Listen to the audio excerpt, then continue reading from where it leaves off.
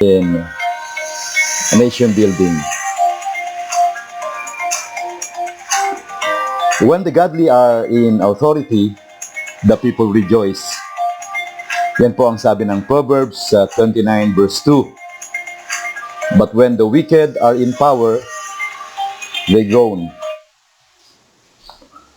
Makita po natin na napaka-importante sa atin bilang mga mananampalataya ang maglagay ng mga leaders na may takot sa Diyos sa ating barangay, sa ating bayan, sa ating syudad, sa ating probinsya, at sa ating bansa.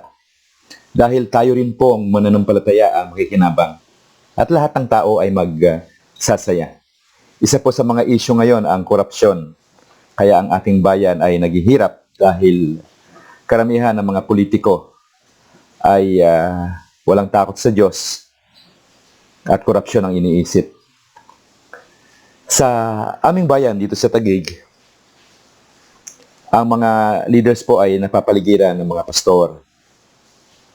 Ang mga mananampalataya ay nananalangin at I believe ang isang sa resulta nito, ang Lord ay nag-raise up ng mga Christian leaders para mangalaga at mangyari ang pinapangarap ng aming mga kababayan para sa aming syudad ng Taguig. Ang aming pong former House Speaker, ang aming Mayor Lino Cayetano, Congresswoman Lani Cayetano, ang may bahay ni Congressman Alan, ang aming Vice Mayor, sila pong lahat ay mga mananampalataya at may integridad sa kanilang panunungkulan. Sabi ng mga Cayetanos, we want the city of Taguig to be a place where everyone can dream big and think big. So rest assured that we will continue creating programs that will help our kababayans in achieving their dreams and aspirations. Napakagandang pangitain para sa bayan ng Taguig. Normally po, ang politicians, ang sabi ng Merriam-Webster, ay mga nagnanasang itaas ang antas ng pamumuhay ng kanilang mga kababayan. Sila ay tinatawag na politicians. Palagay ko, lahat tayong nanonood ngayon, in one way or another, gusto nating magkaroon ng improvement at maitaas ang antas ng pamumuhay ng ating mga kababayan, lalo na po ang mga kapasturan. Kaya, lahat po pala tayo ay politicians. Pag-usapan po natin yung issue ng volunteerism. Ang volunteerism po ay the principle of donating time. Not just time, but also donating energy for the benefits of other people in the community. Sabi nga, volunteers do not necessarily have the time, they just have the heart. Sa ating pong bansa, volunteering is an exercise because we are a democratic country. Lahat po tayo ay kailangan mag-participate sa eleksyon. Bumoboto tayo every 3 years sa ating eleksyon, pero pag nag-volunteer ka, you vote every day about the kind of community or city or nation you want to live. Sabi ng isang author. Tignan po natin yung journey ng aming volunteerism sa Taguig City. Nagsimula po yan ng nananalangin ang mga mananampalataya at may mga pastor na tumutulong sa ating mga kapatid para mag-raise up ng mga volunteers at ma-establish ang righteous leadership dito sa Taguig City. At makita natin may resulta pala pagka nagkakaisa ang mananampalataya, nananalangin, tinutulungan ang ating mga kapatid para sa ating bayan. Tingnan natin yung mga developments sa Taguig. Yung ibang developments. 10 taon nang nakakalipas, ito na po ang Taguig, tinaguri ang Little Singapore. Iba't ibang kumpanya ang nagtayo, matataas na building. At kasabay nun ay mga parke. Ito po ay nasa BGC. At ito sa McKinley, ang The Venice Grand Central. Parang Little Italy doon sa lugar. At napapaligiran po yan ng mga restaurants at ibang ng shopping malls at ibang mga recreation centers. At meron po tayong future project, yung tinatawag na SkyTrain. Ito po ay magbabiyahe ng mga nagtatrabaho mula Taguig to Makati, Makati to Taguig. Tingnan natin ang moral value sa Taguig. Noong araw po, nung bago magsimula ang panunungkulan ni Mayor Lani, ay baon sa utang ang Taguig. At hindi lang baon sa utang, wala pang pondong naiwan. Talagang sinagad ang budget. At nagtyaga. At sa ngayon po ay tayo ay tinagurian ng debt-free city. At hindi lang po yan. Bilyong piso po ang ating savings. Tungkol sa Moral Uprightness Act, ang Taguig po ay maipagmamalaki na walang sabungan. At may mga nagtangkang pumasok ng kasino, pero dahil tama ang pundasyon, nailagay itong tinatawag na Moral Uprightness Act. Walang kasino, walang mga motel, short time. At sabi nga sa Salmo ay, if the foundations are destroyed, what can the righteous do? Kaya tama lang po na italaga natin yung mga righteous leaders sa ating gobyerno, kaya yung magagawang batas ay makakatulong para magkaroon ng tamang pundasyon ng ating bayan. At dito, may pagmamalaki rin ng Taguig na naubos yung mga nagmamanufacture ng shabu. At kung meron mang shabu ay galing sa labas. May mga CCTV bawat kanto at may mga Bible studies tayo sa mga kapulisan. At may pagmamalaki rin natin na merong layang ipangaral ang mabuting balita sa bawat opisina dito sa Taguig City. At patungkol sa kalusugan, meron po tayong robo-nurse. Meron tayong facility sa COVID-19 patients. Mga around 300 po ang dinidevelop dyan sa C6, malapit sa Lakeshore. At kasabay po niyan yung Taguig City Molecular Laboratory. At meron po tayong doctor on call. Ito po ay emergency medical services na 24/7. Merong nurse at merong doktor. At sa mga may kapansanan, meron po silang Disability Resource and Development Center na kung saan dinidevelop yung mga produkto ng mga PWDs, pinag-aaralan ng kanilang mga pangangailangan, at meron silang place na pwedeng pundahan. At sa lahat ng barangay, 28 barangay sa Taguig, meron po tayong barangay health centers, at meron din tayong 3 super health centers na kung saan merong bukas ng 24/7, parang siyang mini hospital na may doktor, may nurse, may midwife. Kaya kung may emergency, hindi na kailangan pumunta sa malalayong hospital. Meron po tayo niyan available strategically dito sa Taguig. At sa mga senior citizens, meron po tayong Center for the Elderly. Ito po ay mga 5 palapag. Meron siyang movie theater at hatid sundo yung mga seniors. At meron siyang spa at massage. At meron po dyan ang mga dialysis machines. Napakapalad po, masayang tumanda sa Taguig. At bukod pa po doon, merong 1,500 every quarter na binibigay ang gobyerno ng Taguig.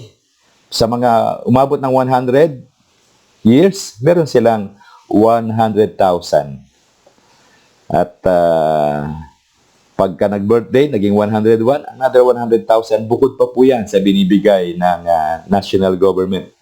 Kaya pag edad nila ng 100, galing sa Taguig, 100,000. Galing sa Malacanang ay another 100,000. Free eye glasses at check-up, hatid sundo sa elderly center. Free maintenance sa diabetes at sa high blood ang ating mga senior citizens. Libreng hatid at sundo para sa mga may sakit. Ang pamalahan po ng lungsod ng Taguig ay nagbigay ng libreng hatid sundo sa mga residente na kailangang magpa-check up o may medical procedure sa Taguig o sa ibang lungsod sa Metro Manila. So sino po ang mga pwedeng mag-avail ng libreng hatid at sundo? Mga pasyente ng dialysis, mga nagki-chemotherapy, mga senior citizens, buntis at PWDs, at iba pang pangangailangan ng medical treatment na hindi emergency cases. Sa burial assistance, tayo po ay nagbibigay ng 20,000. It's up to you kung anong klaseng service ang gusto nyo. Pag may sumobra, pwedeng gastusin. Puprovide ng upuan, at tents, at tables po ang gobyerno, lalo na po sa mga barangay. At nung nakaraang pandemic ay merong social amelioration ng program ang gobyerno, pero meron ding hindi nabigyan. At yung mga hindi nabigyan, binigyan po ng pamahalaan ng Taguig ng TAP o Taguig Amelioration Program. I think it's around 4,000. At sa mga awards, marami pong awards yung Taguig na natanggap. Pero tingnan lang natin yung ilan. Ang World Bank, Taguig City was recognized by the World Bank as one of the best places in the Philippines to do business. At top 5 cities po ang Pilipinas in terms of businesses. Marami mga businesses ang pumapasok because of good governance, lower ang tax rates, at napakadali yung ease of doing business. Tingnan natin yung mga bagong business hubs sa Taguig. Ito po ang Taguig ay ang mga BPO, they are transferring here dahil ito ang top choice nila, ang Taguig. Ang Arca South, ito po yung dating FTI, dinidevelop ng Ayala Land ngayon, at sabi nila 5 times much better than BGC. At ang McKinley West, na kung saan ay mga international companies din ang nandiyan. At isa nga pong kumpanya dyan, yung Wells Fargo, yung pinakamalaking bangko sa Amerika. At ang Berrytown, yan po ay dinidevelop naman ng Federal Estate. Ang Laguna de Bay, Lakeshore, meron na po tayong facilities dyan, ginaganap ang mga conventions, pero katabi niyan, yun pong Mercado de Lago, yan po yung mga kubo doon sa lake, na pwede kang mamasyal, pwede kang magpahinga, at pwede kang kumain, may mga restaurants doon, at yung mga kubong yon ay available sa public. Kasabay niyan, meron po tayong agri-tourism doon sa Lakeshore. Hindi lang po mga building ang pinag-uusapan dito, pati po sa agriculture o agri-tourism ay meron din po tayo. Sa education naman, maganda. At meron po tayo ngayong 46,000 scholars, pero sa public school, meron pong, pag nag-graduate ka, bawat estudyante sa elementary, meron 1,000 na matatanggap. Pag nag-top 1 naman, doon sa klase, ay 15,000. Pag nag-top 2, 12,000. Pag top 3 up to top 10, may tig pa 5,000 sila. At sa lahat ng mga top students sa bawat section, may marireceive silang 2,500. Masayang mag-aral sa Taguig. At yung mga klase, yung 34 public schools natin sa Taguig, air-conditioned po lahat yan. At merong isang bata ay pinansin ng teacher, bakit ka palaging maaga ngayon? Dati lagi kang nalilate. Sabi niya, teacher, kasi po, mainit sa bahay namin. Pero dito sa school, napakalamig. Enjoy po ako dito. Sa mga guru naman, meron tayong teacher's lounge. Yan po ay ongoing, ini-establish po sa bawat eskwelahan para meron namang place ng pagpapahingahan ng ating mga guro. Kawawa naman sila at pagod sa pagtuturo. At sa scholarship, ang dati pong pamunuan ng Taguig, nung dinatnan nila meron silang 5 million na scholarship. At pero nung dumating sila ginawa niyang 100 million. And then ginawang 300 million, ginawang 600 million. At sa ngayon po, sa panahon ni Mayor Lino Cayetano, ang kapatid ni former House Speaker Alan ay naglaan na po ng 1 billion pesos para sa scholarship. Lahat po ng public school sa Taguig, libre ang education. Private school scholarship, kung gusto mo mag-aral sa mga private schools dito sa Taguig at taga-Taguig ka, so sasagutin po yan ng pamahalaan ng Taguig. At libre ang uniforms mula kinder hanggang high school. Sa K-12, libre po yan. Bags, yung polo, yung shirts, yung even nilalagyan ng ID at may payong, merong kapote, etc. At meron tayong comprehensive scholarship grants sa mga nagtatrabaho sa gobyerno ng Taguig. Pwede po silang pag-aralin ng masteral at ibang kurso na sasagutin ng Taguig para sa kanilang improvement din ng kanilang skills. At sa mga nagbo-board exam o bar exam, meron po tayong board exam assistance. Pinoprovide po yan ng pamahalaan. Kaya una, babayaran yan. Pangalawa, I think kalahati na lang. Pangatlo, wala na. Pero masarap. Pag nag-graduate ka, magtitake ka ng board exam, may assistance din po binibigay ang Taguig. Sa mga na-produce pong graduates ng Taguig, around 200 engineers na noong 2019, at ang licensed professionals ay mga around 2,700. So, noong 2019, merong around 46,000 scholars ang pinag-aaral ng Taguig. So, almost 1 billion for education. Sa mga college students, tumatanggap sila ng 15,000 to 60,000 per semester. Wow! Sarap mag-aaral sa Taguig.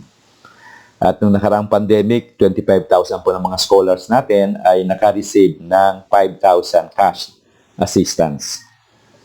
At yung mga guro at teacher, 8,667 tablets ang naipamigay at 267 ang mga computers para sa mga guro.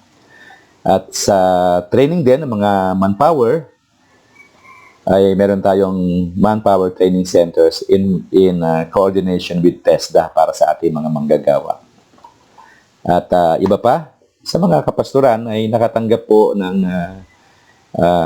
nagpagawa ng 2 resort ang mga Cayetano para meron namang place ng pagpapahingahan ang pamilya ng mga pastor. Pwede kang mag-swimming doon, magluto, air conditioning kwarto. So, yun po ay binigay na facility na libre para sa mga pastor ng Taguig. At magbabakas po ako dito sa Galatians chapter 6, verse 9 to 10. Let us not be weary in well-doing, for in due season we shall reap if we faint not. Magtiyaga po tayo mag-volunteer, mag-raise up ng mga future leaders, ipanalangin sila, at tayo rin po ang mag-aani niyan. So as we have therefore opportunity, let us do good unto all men, especially unto them who are of the household of faith. Kaya po ang hamon natin ngayon, mga mananampalataya sa buong Pilipinas, manalangin po tayo. Mag-disciple tayo ng mga future leaders. At every 3 years po, tayo ay naghahalal ng mga public officials. Tignan po natin yung tamang criteria, yung biblical criteria, yung criteria na kung saan ilalagay natin yung mga lingkod bayan na may takot sa Diyos, may integrity, pero kailangan po natin magkaisa upang ma-establish ang righteous leadership sa ating barangay, sa ating syudad, sa ating bansa. So with that, I'm closing my presentation. At God bless po at merong blessing pagka pinapaligiran natin ng panalangin, encouragement ang mga kapatid ng mga leaders sa ating bayan. God bless po.